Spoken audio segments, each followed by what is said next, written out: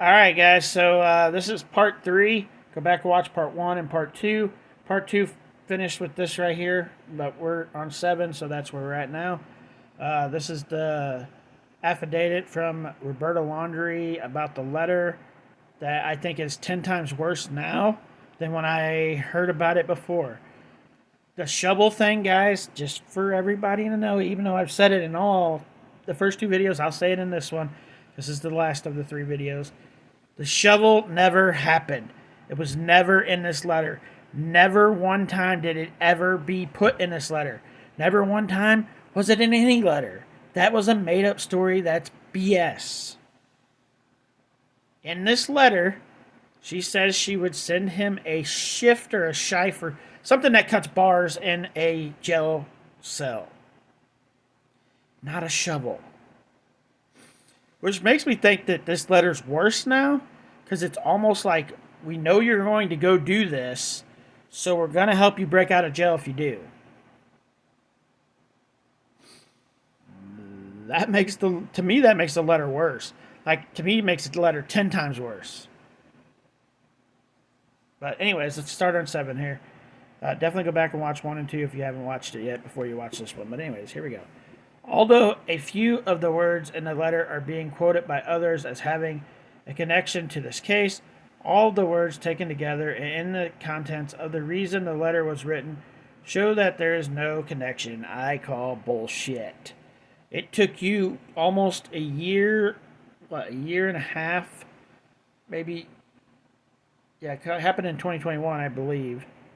So, yeah, almost a year and a half for you to actually say the letter don't mean what we thought the letter meant, which means the letter definitely means what we thought it meant. Like, if this wasn't what it was meant to be, she would have come out right away and said, this is not what this letter means. But she waited till just recently, now that she's getting sued, to say something about this letter, which means the letter was definitely meant for what it was meant for. But that's just my opinion. You guys can have your own opinion.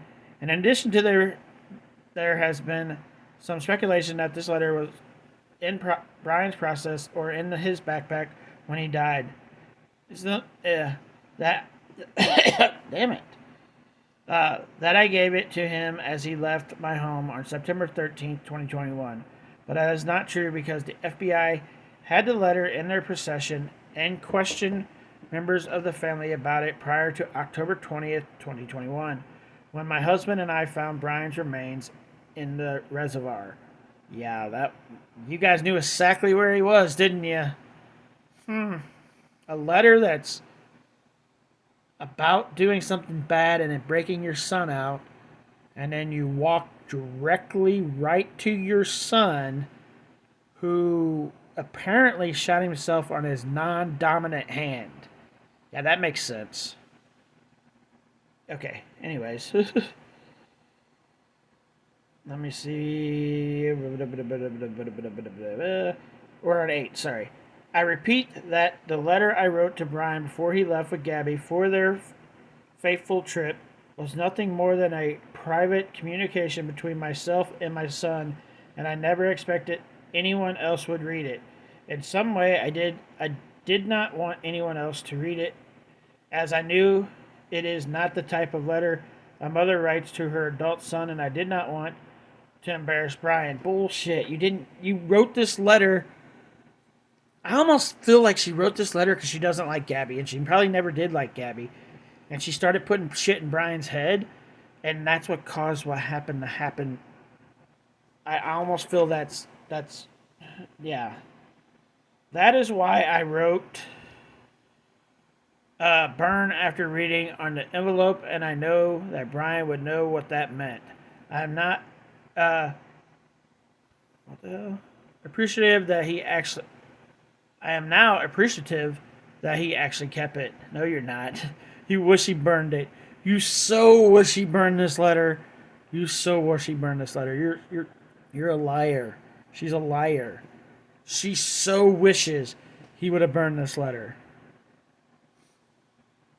Because it's almost like she put him up to doing what happened and then said she would break him out. What do you guys think?